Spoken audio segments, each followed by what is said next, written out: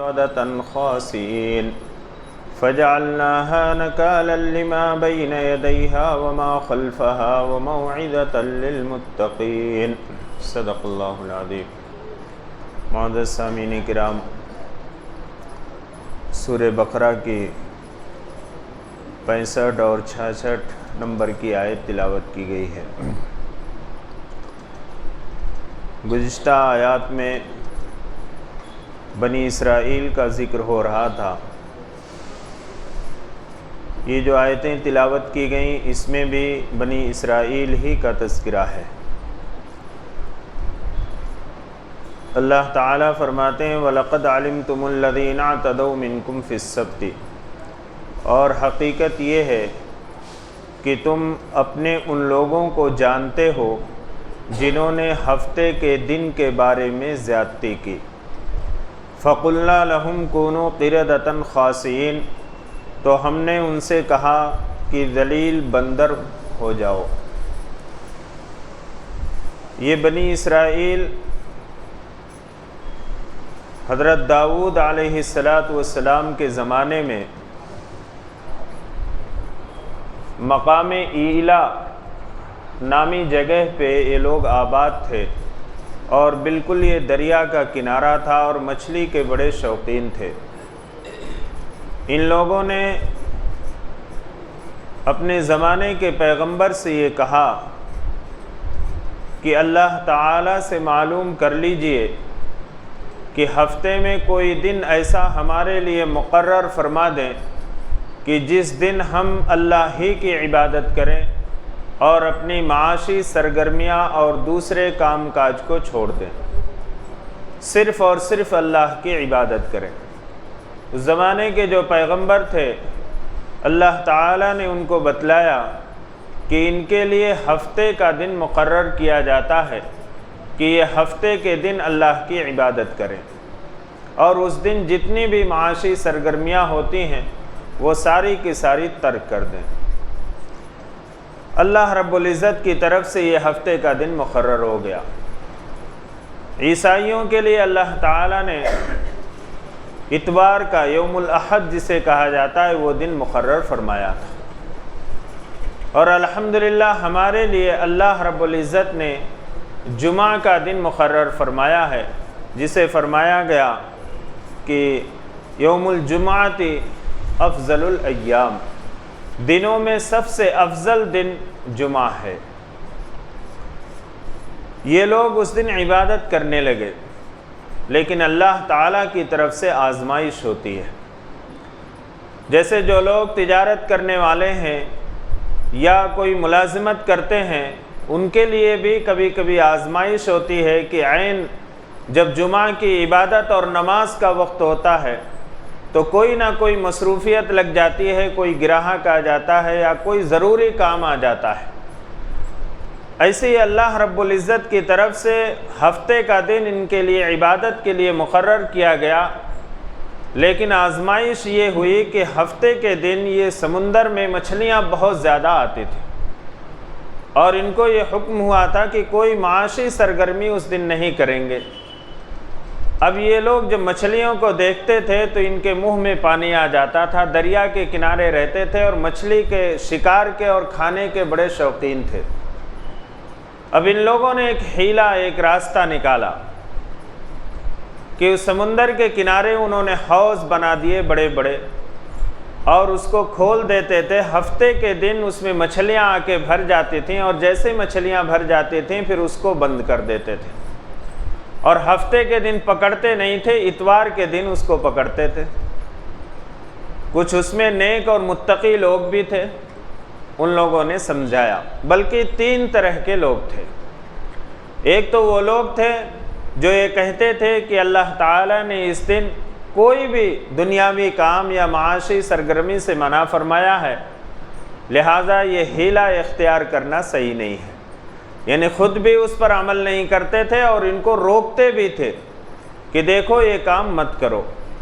اور دوسرا ایک گروہ وہ تھا جو اس دن مچھلیوں کا شکار بھی نہیں کرتا تھا اور مچھلیاں پکڑنے کے لیے کوئی حیلہ بھی نہیں کرتا تھا، لیکن یہ لوگ خاموش رہتے تھے، منع نہیں کرتے تھے۔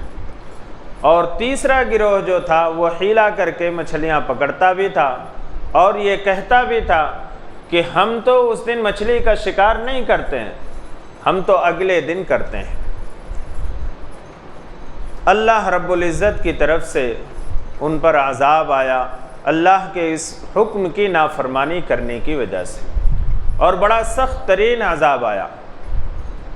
اور پھر اس بستی میں لوگوں نے 2 محلے بنا رکھے تھے، یعنی آبادیوں کے اعتبار سے جو نیک لوگ تھے انہوں نے کہا کہ بھائی تمہاری اس حرکت کی وجہ سے اللہ کا عذاب آ سکتا ہے، لہذا بیچ میں انہوں نے دیوار اٹھا دی۔ ایک طرف نیک اور صالح متقی لوگ رہتے تھے اور ایک طرف وہ لوگ رہتے تھے جو اللہ کی نافرمانی کرتے تھے اور حیلے اور بہانے سے اس دن مچھلی کا شکار کیا کرتے تھے۔ ایک دن صبح کے وقت یہ ہوا کہ ادھر سے کوئی آدمی نکلا نہیں اور پوری خاموشی طاری تھی۔ ان لوگوں نے دیوار کے اوپر چڑھ کر دیکھا تو وہ لوگ بندر بنے ہوئے تھے، ان کی شکلوں کو اللہ رب العزت نے مسخ کر دیا تھا۔ اور خود قرآن کے اندر اللہ تعالیٰ نے فرمایا وَجَعَلَ مِنْهُمُ الْقِرَادَةَ وَالْخَنَازِيرَ، ان میں جو نوجوان تھے اللہ تعالیٰ نے ان کو بندر بنا دیا، اور ان میں جو بوڑھے قسم کے لوگ تھے اللہ تعالیٰ نے ان کو خنزیر بنا دیا۔ یہ اللہ کے حکم کی نافرمانی کرنے کی وجہ سے اور حیلے اور بہانے کی وجہ سے کہ اللہ کے حکم کو یہ لوگ توڑتے تھے اور اس کو چھوڑتے تھے۔ اللہ تعالیٰ نے اس واقعے کی طرف اشارہ فرمایا ہے وَلَقَدْ عَلِمْتُمُ الَّذِينَ اعْتَدَوْا مِنْكُمْ فِي السَّبْتِ، اور حقیقت یہ ہے کہ تم اپنوں میں سے ان لوگوں کو جانتے ہو جنہوں نے ہفتے کے دن کے بارے میں زیادتی کی۔ فَقُلْنَا لَهُمْ كُونُوا قِرَدَةً خَاسِئِينَ، تو ہم نے ان سے کہا کہ ذلیل بندر ہو جاؤ۔ یہ سارے کے سارے بندر بنا دیے گئے، اور 3 دن کے بعد یہ سارے کے سارے ختم ہو گئے، کیونکہ حضور اکرم صلی اللہ علیہ وسلم نے فرمایا، صحیح مسلم کی روایت حضرت ابو ہریرہ رضی اللہ عنہ راوی ہیں، اللہ کے نبی صلی اللہ علیہ وسلم فرماتے ہیں کہ جس قوم کے اوپر اللہ کا عذاب آتا ہے یا ان کی صورتیں مسخ کر دی جاتی ہیں تو 3 دن کے بعد یہ سارے کے سارے لوگ ختم ہو جاتے ہیں۔ یہ روایت ذکر کرنے کا مقصد یہ ہے کہ بعض لوگوں نے یہ کہا، بلکہ حضور صلی اللہ علیہ وسلم کے زمانے میں بھی بعض صحابہ نے حضور صلی اللہ علیہ وسلم سے سوال کیا کہ کیا یہ بندر جو دنیا کے اندر پائے جاتے ہیں یا خنزیر جو پائے جاتے ہیں، کیا وہ وہی ہیں جن کی صورتیں مسخ کی گئی تھیں، جن کو خنزیر اور بندر بنایا گیا تھا؟ تو اللہ کے نبی صلی اللہ علیہ وسلم نے فرمایا کہ نہیں، یہ اللہ کی مخلوق تو پہلے ہی سے موجود تھی، اور جن کی صورتیں مسخ کی جاتی ہیں وہ 3 دن کے بعد وہ لوگ ہلاک کر دیے جاتے ہیں، ختم کر دیے جاتے ہیں۔ اللہ تعالیٰ فرماتے ہیں فَجَعَلْنَاهَا نَكَالًا لِمَا بَيْنَ يَدَيْهَا، تو ہم نے اس واقعے کے ذریعے سے اور اس صورت کے مسخ کے ذریعے سے اس واقعے کو عبرت بنا دیا ان لوگوں کے لیے جو موجود تھے، وما خلفہا، اور جو بعد میں آنے والے ہیں، یعنی قیامت تک جو آنے والے ہیں ان کے لیے اللہ تعالیٰ نے ایک عبرت بنایا اس واقعے کو، وموعظۃ للمتقین، اور جو نیک لوگ ہیں، متقی لوگ ہیں، ان کے لیے نصیحت ہے۔ اللہ تعالیٰ نے اس واقعے کو عبرت بنایا۔ اس کے بارے میں مفسرین نے لکھا ہے کہ اللہ کے احکام پر عمل کرنے سے بچنے کے لیے جو لوگ بھی، جو قوم بھی کوئی حیلہ اختیار کرتی ہے، اللہ کی پکڑ اور اللہ کا عذاب اس پر آ جاتا ہے۔ اللہ تعالیٰ نے تو بنی اسرائیل کے لیے ہفتے کا پورا دن عبادت کے لیے خاص کر دیا تھا۔ ہمارے لیے اللہ رب العزت نے جو جمعہ کا دن، جسے افضل الایام بتلایا ہے کہ دنوں میں سب سے زیادہ افضل دن ہے، اس میں 1 گھنٹہ یا 2 گھنٹہ ایسا ہے کہ جو اللہ تعالیٰ نے عبادت کے لیے اور جمعہ کی نماز کے لیے اور اس کے اہتمام کے لیے خاص طور سے اللہ تعالیٰ نے اور آپ کے پیارے حبیب سرکار دو عالم صلی اللہ علیہ وسلم نے فرمایا۔ لیکن ہم لوگ اس میں بھی حیلہ اور بہانہ کرتے ہیں اور کسی طریقے سے سوچتے ہیں کہ یہ جو جمعہ کی عبادت کا دن ہے یہ بھی اور کم ہو جائے اور مختصر ہو جائے، اور چنانچہ اس کے نتیجے میں ہم جمعہ کی نماز کے لیے جب آتے ہیں تو بالکل آخری وقت میں یہ خطبہ شروع ہوتا ہے اس وقت پہنچتے ہیں، اور جیسے ہی نماز ختم ہوتی ہے مسجد سے روانہ ہو جاتے ہیں، گویا یہ ارادہ لے کر یہ نیت کر کے آتے ہیں کہ کتنے جلدی مسجد سے نکلنا ہے۔ یہ بھی ایک حیلہ ہے اللہ کے حکم پر عمل کرنے سے بچنے کا۔ جو لوگ اس میں تاخیر کرتے ہیں، اور اس دن جو عبادت کا دن ہے اس میں 1 گھنٹہ یا 2 گھنٹہ خاص طور سے عبادت کا اہتمام کرنا چاہیے، اس میں جو حیلہ کرتے ہیں وہ کہیں اللہ کی پکڑ میں نہ آ جائیں۔ ملا علی قاری رحمۃ اللہ علیہ نے لکھا ہے کہ اس امت کے اندر سب سے پہلی بدعت جو شروع ہوگی وہ یہ ہوگی کہ جمعہ کے دن تاخیر سے آنے کا مزاج بن جائے گا لوگوں کا، اور آج یہی حال ہے، جبکہ اللہ تعالیٰ نے حکم دیا یا ایھا الذین آمنوا اذا نودی للصلاۃ من یوم الجمعۃ فاسعوا الی ذکر اللہ وذروا البیع، کہ ایمان والو جب جمعہ کے دن جمعہ کی نماز کے لیے اذان دی جائے تو اللہ کے ذکر کی طرف دوڑو، وذروا البیع، اور کاروبار کو چھوڑ دو، ذالکم خیر لکم ان کنتم تعلمون، یہ تمہارے لیے بہتر ہے اگر تم سمجھتے ہو، اگر تم جانتے ہو۔ اور اللہ کے نبی صلی اللہ علیہ وسلم نے جمعہ کے دن جلدی آنے کی جو فضیلت بیان فرمائی ہے وہ حدیث کے اندر موجود ہے، لیکن اس کے باوجود بھی ایک کوتاہی ہوتی۔ تو جمعہ کے دن خاص طور سے سورہ کہف کی تلاوت، درود شریف کی کثرت، اور مسجد جلدی آنے کی کوشش کرنا اور پیدل آنے کی کوشش کرنا۔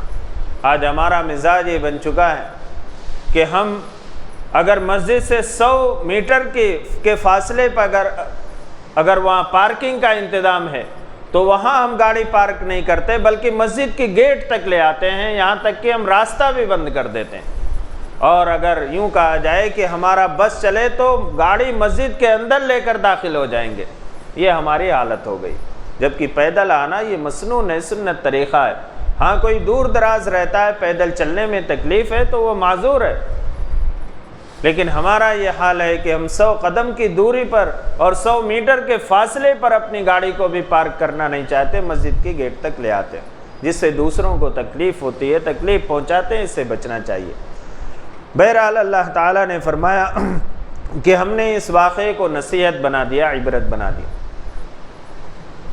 اللہ کے احکام پر عمل کرنے سے بچنے کے لیے کوئی حیلہ اختیار کرنا یہ بہت ہی خطرناک ہے۔ بعض لوگ زکوٰۃ کے سلسلے میں بھی حیلہ اختیار کرتے ہیں۔ زکوٰۃ کے بارے میں یہ ہے کہ مال کے اوپر حولان حول ہونا چاہیے، سال گزرنا چاہیے، اگر سال گزر گئی تو اس کے اوپر زکوٰۃ فرض ہے۔ اب کسی کے پاس 10 لاکھ روپیہ ہے، 11 مہینے ہو گئے، 11 مہینے 20 دن ہو گئے، 11 مہینے 28 دن ہو گئے، ابھی 12 مہینے نہیں ہوئے، سال نہیں گزرا، ابھی 2 دن باقی ہے۔ یہ مال کیا کرتے ہیں؟ بیوی کو ہبہ کر دیتے ہیں، اس کو گفٹ کر دیتے ہیں۔ اب بیوی کو جب گفٹ کر دیے تو بیوی کے پاس ابھی مال آیا، اب نہ شوہر کے پاس جب مال تھا نہ اس پہ سال گزرا، اور بیوی کے پاس جب مال آیا تو نہ اس پر سال گزرا۔ اب یہ مفتی صاحب کے پاس جاتے ہیں، مسئلہ معلوم کرتے ہیں کہ میرے پاس مال تو تھا، 10 لاکھ روپیہ تھا، لیکن سال پورا ہونے سے 1-2 دن پہلے میں نے وہ مال بیوی کو ہبہ کر دیا، تو کیا میرے اوپر زکوٰۃ ہے؟ اب ظاہر سی بات ہے مفتی صاحب تو یہ فتویٰ دے دیں گے کہ نہیں، آپ کے اوپر زکوٰۃ نہیں ہوئی، کیونکہ آپ مال کے اوپر سال نہیں گزرا۔ پھر بیوی کے پاس تو ابھی مال آ کے 2 دن ہوا ہے، تو کیا بیوی کے پاس جو مال ہے اس مال کے اوپر زکوٰۃ ہے؟ مفتی صاحب فرما دیں گے کہ نہیں، اس کے اوپر بھی زکوٰۃ نہیں۔ اب اس حیلے سے وہ زکوٰۃ سے بچ گیا، لیکن اللہ رب العزت تو فرمائیں گے کہ او بندے، میں تیری بددیانتی کو جانتا ہوں کہ تو زکوٰۃ سے بچنے کے لیے کس طریقے سے بددیانتی کرتا ہے۔ جواب دہ تو ہمیں اللہ کے سامنے ہونا ہے نا، مفتی کے سامنے تو نہیں ہونا ہے، بلکہ مفتی کو خود اللہ کے سامنے جواب دہ ہونا ہے۔ تو لوگ اس طریقے سے حیلے اور بہانے کر کے اللہ تعالیٰ نے جو زکوٰۃ ان پر فرض کی ہے اور اللہ کا دیا ہوا مال ہے، اللہ رب العزت اس کی پکڑ فرما لیں گے اور یہ فرمائیں گے کہ یہ بندے مال تو میرا دیا ہوا تھا اور اس میں سے چند روپے چند سینکڑے اس میں سے خرچ کرنا تھا، کچھ زیادہ نہیں کرنا تھا، تو اس خرچ کرنے سے جو حیلے اور بہانے کیا، اللہ رب العزت کی پکڑ کبھی دنیا میں آ جاتی، اور جب دنیا میں آ جاتی ہے تو جتنا اللہ کے راستے میں انسان مال خرچ کرنے سے اپنے آپ کو بچاتا ہے، اس کا کئی گنا اور اس سے کہیں زیادہ مال ایسے کام میں خرچ کرنا پڑتا ہے جسے وہ پسند بھی نہیں کرتا، چاہتا بھی نہیں ہے۔ تو حیلے اور بہانے شریعت کے احکام پہ اور اللہ کے احکام پر عمل کرنے سے حیلے اور بہانے اختیار کرنا، یہ ہمارے لیے بڑی خرابی اور تباہی کا ذریعہ اور باعث ہو سکتا ہے۔ اور اللہ تعالیٰ نے تو پچھلی قوم یعنی بنی اسرائیل کے اوپر اللہ تعالیٰ نے ایسا عذاب نازل فرمایا کہ ان کی صورتیں مسخر تھی۔ وَمَوْعِظَةً لِّلْمُتَّقِينَ، اور نیک لوگوں کے لیے، پرہیزگاروں کے لیے نصیحت ہے۔ وَإِذْ قَالَ مُوسَىٰ لِقَوْمِهِ إِنَّ اللَّهَ يَأْمُرُكُمْ أَن تَذْبَحُوا بَقَرَةً، اور وہ وقت بھی یاد کرو جب موسیٰ نے اپنی قوم سے کہا کہ اللہ تعالیٰ تمہیں حکم دیتا ہے کہ ایک گائے ذبح کرو۔ بنی اسرائیل میں ایک شخص کا قتل ہو گیا تھا، مال کی لالچ میں ایک بھائی نے ایک بھائی کا قتل کر دیا، اور قتل کرنے کے بعد اس کی لاش کو اٹھا کر سڑک پر رکھ دیا، اور پھر اس نے جو ہے کہا کہ میرے بھائی کا کسی نے قتل کر دیا۔ قاتل کا پتہ نہیں چل رہا تھا۔ حضرت موسیٰ علیہ السلام کے پاس یہ لوگ گئے اور کہا کہ اپنے رب سے دعا کر دیجئے کہ آپ کا رب جو ہے وہ بتلا دے کہ اس شخص کا قاتل کون ہے، ہم لوگ ایک دوسرے پر الزام لگا رہے ہیں، پتہ نہیں چل پا رہا ہے۔ حضرت موسیٰ علیہ السلام نے اللہ تعالیٰ سے دعا کی، اللہ تعالیٰ نے فرمایا کہ ان سے کہہ دو کہ ایک گائے ذبح کریں اور اس گائے کے گوشت کے ٹکڑے کو اس مقتول شخص کے جسم سے لگائیں، مقتول شخص وہ زندہ ہو جائے گا اور بتلا دے گا کہ قاتل کون ہے۔ بس یہ مسئلہ تھا۔ حضرت موسیٰ علیہ السلام نے اپنی قوم سے کہا کہ اللہ تعالیٰ تمہیں حکم دیتا ہے کہ ایک گائے ذبح کرو۔ اب سوال یہ پیدا ہوتا ہے کہ اللہ تعالیٰ نے گائے ذبح کرنے کا کیوں حکم دیا؟ یا کسی دوسرے جانور کا بھی حکم دے سکتے تھے؟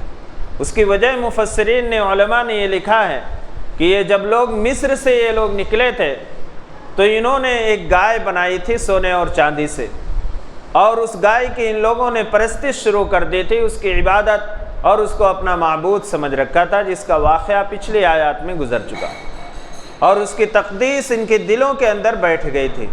اللہ رب العزت نے ان کے دلوں سے اس گائے کی تقدیس کو نکالنے کے لیے اور اس گائے کی محبت کو نکالنے کے لیے اللہ تعالیٰ نے یہ حکم دیا کہ گائے کو ذبح کریں۔ بہرحال اللہ تعالیٰ فرماتے ہیں کہ اور وہ وقت بھی یاد کرو جب موسیٰ نے اپنی قوم سے کہا ان اللہ یامرکم ان تذبحوا بقرہ، یہ کہ اللہ تمہیں حکم دیتا ہے کہ ایک گائے ذبح کرو۔ قالوا اتتخذنا ہزوا، تو ان لوگوں نے کہا کہ اے موسیٰ کیا آپ ہم سے مذاق کرتے ہیں؟ ہم یہ پوچھ رہے ہیں کہ اللہ تعالیٰ سے دعا کر دیجئے کہ قاتل کون ہے اس کا پتہ چل جائے، آپ کہہ رہے ہیں کہ گائے ذبح کرو۔ قال اعوذ باللہ ان اکون من الجاہلین، موسیٰ علیہ السلام نے کہا کہ میں اللہ کی پناہ چاہتا ہوں، اگر میں ایسی بات کہوں گا تو میں تو جاہلوں میں سے ہو جاؤں گا۔ میں جاہل نہیں ہوں، میں اپنی زمانے کا نبی اور پیغمبر ہوں، مجھے اللہ کی بات پر یقین اور بھروسہ، اللہ نے یہی حکم دیا ہے کہ گائے ذبح کرو۔ قالوا ادع لنا ربک یبین لنا ما ہی، ان لوگوں نے کہا کہ آپ ہمارے لیے اپنے رب سے دعا کر دیجئے کہ وہ بتلا دے کہ گائے کیسی ہو۔ بس یہ حکم دیا گیا تھا کہ گائے ذبح کر دو، اگر وہ گائے کو ذبح کر دیتے تو سارا مسئلہ ختم ہو جاتا، لیکن یہ لوگ جو ہے سوال پہ سوال کرنے لگے اور مشکلات کے اندر پھنس گئے۔ اس لیے جناب محمد رسول اللہ صلی اللہ علیہ وسلم نے ایک موقع پر صحابہ کرام کو فرمایا کہ بہت زیادہ سوال کرنے سے بچو۔ بعض لوگ ایسے سوالات بھی کرتے ہیں کہ جن کا دین سے اور دنیا سے کوئی تعلق نہیں رہتا، کوئی اس میں بھلائی نہیں، کوئی ثواب کا کام نہیں، کوئی دنیاوی فائدہ نہیں، کوئی دینی فائدہ نہیں، ایسے سوالات بھی کر لیتے ہیں۔ تو ایسے موقع پر اللہ کے نبی صلی اللہ علیہ وسلم نے فرمایا کہ دیکھو بنی اسرائیل نے بہت سارے سوالات کیے اور اس کی وجہ سے مشکلات کے اندر پھنستے چلے گئے، اور پھر اللہ کے نبی صلی اللہ علیہ وسلم نے واقعہ سنایا۔ تو ان لوگوں نے کہا کہ آپ اپنے رب سے دعا کر دیجئے کہ وہ ہمیں بتلا دے کہ گائے کیسی ہو۔ قال انہ یقول انہا بقرۃ لا فارض ولا بکر۔ تو موسیٰ علیہ السلام نے کہا کہ میرا رب یہ فرما رہا ہے کہ وہ گائے ایسی ہو کہ نہ بہت زیادہ بوڑھی ہو اور نہ بہت زیادہ چھوٹی ہو، ایک دم بوڑھی بھی نہ ہو اور نہ بالکل چھوٹی ہو، بلکہ اس کے درمیان کی ہو، عوان بین ذالک، ان دونوں کے درمیان کی ہو۔ ففعلوا ما تؤمرون۔ موسیٰ علیہ السلام فرما رہے ہیں کہ اب کر ڈالو جس چیز کا تمہیں حکم دیا گیا، یعنی گائے ذبح کر دو۔ قالوا ادع لنا ربک یبین لنا ما لونھا۔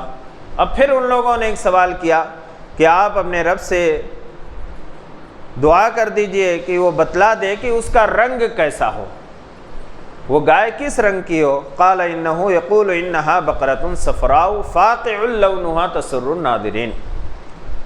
موسیٰ علیہ السلام نے کہا کہ میرا رب یہ فرماتا ہے کہ وہ گائے ایسی ہو کہ زرد رنگ کی ہو اور تیز زرد رنگ کی، اور جب زرد رنگ زیادہ تیز ہوتا ہے تو وہ سرخی مائل ہو جاتا ہے، سنہرے رنگ کا ہو جاتا۔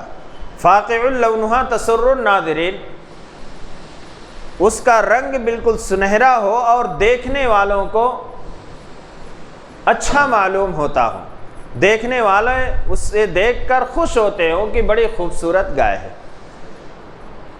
سنہرے رنگ کی قید اس لیے اللہ تعالیٰ نے لگائی کہ ان لوگوں نے جو سونے سے جو گائے بنائی تھی وہ گائے بھی سنہرے رنگ کی تھی، سونے کے کلر کی تھی۔ قالوا ادع لنا ربک یبین لنا ما ہی ان البقرۃ تشابہ علینا۔ یہ فرمانے کے بعد پھر ان لوگوں نے سوال کیا کہ اے موسیٰ آپ اپنے رب سے دعا کر دیجئے کہ وہ بتلا دے کہ وہ گائے کیسی ہو۔ ان البقرۃ تشابہ علینا، گائے کے سلسلے میں ہمیں اشتباہ ہو گیا، ہمیں شبہ ہو گیا کہ کون سی گائے ذبح کریں۔ ابھی بھی یہ لوگ اس پر گائے ذبح کرنے پر آمادہ نہیں ہو رہے ہیں۔ یہ سوالات پہ سوالات اس لیے کرتے جا رہے ہیں کہ گائے ذبح کرنے سے ہمیں روک دیا جائے، کیونکہ گائے کی محبت ان کے دل کے اندر پیوست ہو چکی تھی اور وہ گائے کی پرستش کرتے تھے۔ وَإِنَّا إِن شَاءَ اللَّهُ لَمُهْتَدُونَ، اور اگر اللہ نے چاہا تو اب ہم کامیاب ہو جائیں گے، یعنی صحیح ہم عمل کر لیں گے۔ قال انہ یقول انہا بقرۃ لا ذلول تثیر الارض ولا تسقی الحرث۔ موسیٰ علیہ السلام نے کہا کہ میرا رب یہ فرماتا ہے کہ وہ گائے ایسی ہو کہ جس سے کام نہ لیا گیا ہو، نہ زمین کے جوتنے کا، ولا تسقی الحرث، اور نہ کھیتی کو سیراب کرنے کا، یعنی پانی نکالنے کا کام پہلے گائے اور بیلوں سے لیا جاتا تھا اور اس کے ذریعے سے کھیتی کو سیراب کیا جاتا تھا۔ مسلمۃ لا شیۃ فیہا، وہ گائے ایسی ہو کہ اس کے اندر کوئی عیب نہ ہو، ہر عیب سے پاک ہو، لا شیۃ فیہا، اور اس میں کوئی داغ اور دھبا بھی نہ ہو۔ قالوا الآن جئت بالحق، ان لوگوں نے کہا اے موسیٰ اب تم صحیح بات لے کر آئے ہو، یعنی اب گائے کے بارے میں پوری وضاحت آ گئی کہ وہ گائے کیسی ہونا چاہیے۔ روایتوں میں لکھا ہے کہ یہ لوگ ایسی گائے کی تلاش میں نکلے۔ ایک یتیم بچہ تھا، اس کے پاس جو گائے کی صفت بیان کی گئی، اس یتیم بچے کے پاس وہ گائے تھی، اور اس نے اس کی قیمت جو لی، روایتوں میں آتا ہے تفاسیر میں کہ اس گائے کے وزن کے برابر اس نے سونا لیا اور پھر وہ گائے دی، اور ان لوگوں نے اس گائے کو ذبح کیا۔ فذبحوها وما كادوا يفعلون، چنانچہ انہوں نے اس کو ذبح کیا، وما كادوا يفعلون، اور ایسا معلوم ہوتا تھا کہ یہ کرنے والے نہیں ہیں، اس طرح کے سوالات کر کے اس گائے کے ذبح کرنے سے وہ بچنا چاہ رہے تھے۔ وَإِذْ قَتَلْتُمْ نَفْسًا فَادَّارَأْتُمْ فِيهَا، اب اللہ تعالیٰ فرماتے ہیں کہ وہ وقت بھی یاد کرو جب تم میں سے ایک شخص کا قتل ہو گیا تھا، فَادَّارَأْتُمْ فِيهَا، اور تم ایک دوسرے کے اوپر الزام لگا رہے تھے۔ وَاللَّهُ مُخْرِجٌ مَا كُنْتُمْ تَكْتُمُونَ، اور اللہ ظاہر کرنا چاہتا تھا اس بات کو جو تم چھپاتے تھے۔ فَقُلْنَا اضْرِبُوهُ بِبَعْضِهَا، تو ہم نے کہا کہ اس گائے کے گوشت کے ایک ٹکڑے کو اس مقتول کے جسم پر مارو۔ كَذَلِكَ يُحْيِي اللَّهُ الْمَوْتَى، اسی طریقے سے اللہ تعالیٰ مردوں کو زندہ کرے گا۔ وَيُرِيكُمْ آيَاتِهِ لَعَلَّكُمْ تَعْقِلُونَ، اور تمہیں جو ہے اپنی نشانیاں دکھلاتا ہے، لعلکم تعقلون، تاکہ تم عقل رکھو، سمجھ رکھو، تم سمجھو بات کو۔ اللہ رب العزت نے فرمایا، اور اس کے بعد جب گائے کو ان لوگوں نے ذبح کیا اور اس کے جسم کے گوشت کو، ٹکڑے کو لے کر مقتول کے جسم پر جب لگایا تو وہ زندہ ہو گیا، اور اس نے قاتل کا نام بتا دیا، اور قتل کرنے والا شخص جو تھا وہ اس کا بھائی ہی تھا جس نے جائیداد کے لیے اپنے بھائی کو قتل کیا تھا۔ اللہ رب العزت فرماتے ہیں كَذَلِكَ يُحْيِي اللَّهُ الْمَوْتَى، جو لوگ آخرت کی زندگی کے بارے میں یہ عقیدہ رکھتے ہیں کہ آخرت کی زندگی نہیں ہے، مرنے کے بعد دوبارہ زندہ کیسے اللہ تعالیٰ کرے گا، ان کے لیے اس واقعے کے اندر عبرت اور نصیحت ہے۔ اور اللہ رب العزت نے یہ بتلا دیا کہ اللہ تعالیٰ ایسے مردوں کو زندہ کرے گا، یعنی اللہ تعالیٰ نے ایک مثال کے ذریعے سے ان لوگوں کو سمجھایا ہے جو لوگ آخرت کی زندگی کے منکر ہیں۔ اللہ تعالیٰ کے لیے جب پہلی مرتبہ پیدا کرنا کوئی مشکل نہیں ہوا تو اب دوبارہ زندہ کرنا اللہ تعالیٰ کے لیے کیا مشکل ہو سکتا۔ بعض لوگ وہ مسخ کا جو واقعہ پیش آیا اور جن کی صورتیں بندر اور خنزیر بن گئی تھیں، ان کے بارے میں بھی لوگوں نے اعتراض کیا کہ ایسا کیسے ہو سکتا ہے۔ انہیں سوچنا چاہیے کہ جو ذات ایک پانی کے قطرے سے خوبصورت انسان بنانے کی قدرت رکھتی ہے، وہ ذات ان صورتوں کو مسخ کرنے کی قوت اور طاقت بھی رکھتی ہے۔ یہ ہمارا عقیدہ اور ایمان ہونا چاہیے۔ تو اللہ رب العزت نے ان آیات میں جو ہمیں ہدایت فرمائی ہے وہ یہ ہے کہ اللہ کے احکام پر عمل کرنے سے بچنے کے لیے کوئی حیلہ اور بہانہ اختیار نہیں کرنا چاہیے۔ یہ سخت ترین گناہ ہے اور اللہ کی پکڑ اس کے اوپر آ سکتی ہے۔ دوسری چیز یہ ہے کہ اللہ رب العزت دوبارہ زندہ کریں گے، اور اللہ تعالیٰ نے دنیا کے اندر بھی انسان کو زندہ کر کے بتلا دیا۔ حضرت عیسیٰ علیہ نبینا علیہ السلام کو اللہ تعالیٰ نے یہ معجزہ عطا فرمایا تھا کہ اللہ کے حکم سے یہ کہتے تھے قم باذن اللہ، کہ اللہ کے حکم سے کھڑا ہو جا، تو اللہ تعالیٰ اس مردے کو زندہ فرما دیتے تھے۔ تو اللہ رب العزت اس پر قدرت اور طاقت رکھتے ہیں، اور آخرت کی زندگی پر ہمیں یقین ہونا چاہیے کہ اللہ تعالیٰ اور انسان کو اور ہر جاندار کو دوبارہ پیدا کرنے پر قدرت اور طاقت رکھتے ہیں۔ اللہ رب العزت ہم سب کو عمل کی توفیق عطا فرمائے اور اللہ کے احکام پر عمل کرنے والا بنائے۔ الحمدللہ رب العالمین والعاقبۃ للمتقین والصلاة والسلام علی سید الانبیاء والمرسلین محمد وعلی آلہ واصحابہ اجمعین۔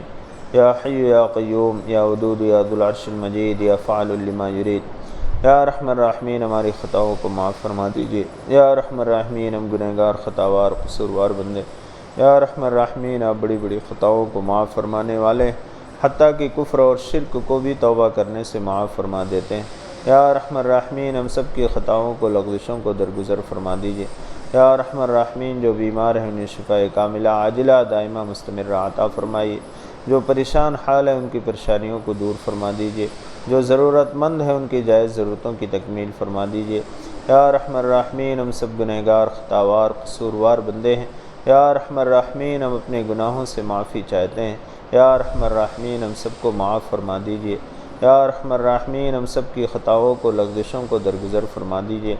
یا رحم الراحمین ہم میں سے جن کے والدین یا ان میں سے کوئی ایک باحیات، یا رحم الراحمین ان کی عمروں میں برکت عطا فرمائیے، انہیں صحت عافیت سلامتی تندرستی عطا فرمائیے، اور ان کے سایہ عاطفت کو ہمارے سروں پر تا دیر قائم اور دائم رکھیے۔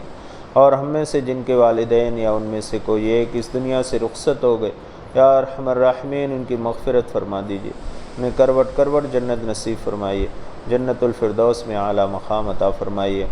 یا ارحم الراحمین حضور اکرم صلی اللہ علیہ وسلم کی سچی محبت و اطاعت ہمارے دلوں کے اندر پیدا فرما دیجیے۔ آپ صلی اللہ علیہ وسلم کی سنتوں سے محبت اور عشق پیدا فرما دیجیے۔ یا ارحم الراحمین آپ صلی اللہ علیہ وسلم کی سنتوں پر عمل کرنا آسان فرما دیجیے۔ یا ارحم الراحمین آپ نے جو احکام ہم پر صادر فرمائے ہیں، یا ارحم الراحمین ان احکام پر عمل کرنے کی ہم سب کو توفیق عطا فرما دیجیے۔ یا ارحم الراحمین ان احکام پر عمل کرنے سے، حیلے اور بہانے بنانے سے ہم سب کی حفاظت فرما لیجیے۔ یا ارحم الراحمین رمضان المبارک کا بابرکت مہینہ آنے والا ہے، یا ارحم الراحمین ہم سب کو اس مہینے کی قدر دانی کی توفیق عطا فرمائیے اور اس مہینے میں عبادت کرنے والا بنا دیجیے۔ یا ارحم الراحمین ہم سب کو صحت و تندرستی عطا فرمائیے، ہماری عمروں میں برکت عطا فرمائیے تاکہ ہم رمضان المبارک کے مہینے کو پالیں اور اس میں عبادتوں کے ذریعے سے اپنے دامن کو نیکیوں سے بھر لیں۔ یا ارحم الراحمین حضور اکرم صلی اللہ علیہ وسلم نے جن جن خیر کا سوال کیا ہم سب کو اس میں حصہ عطا فرمائیے اور جن جن شر سے پناہ مانگی ہم سب کی اس سے حفاظت فرما لیجیے۔ یا ارحم الراحمین جب تک زندگی عطا فرمائیے ایمان اور عمل صالح پر قائم اور دائم رکھیے، اور جب اس دنیا سے جانے کا وقت آئے یا ارحم الراحمین ہم سب کا خاتمہ اکمل ایمان پر نصیب فرمائیے۔ یا ارحم الراحمین حضور اکرم صلی اللہ علیہ وسلم کے صدقہ طفیل ہماری دعاؤں کو قبول و منظور فرما لیجیے۔ ربنا تقبل منا انک انت السمیع العلیم وتب علینا انک انت التواب الرحیم برحمتک یا ارحم الراحمین۔ الحمدللہ۔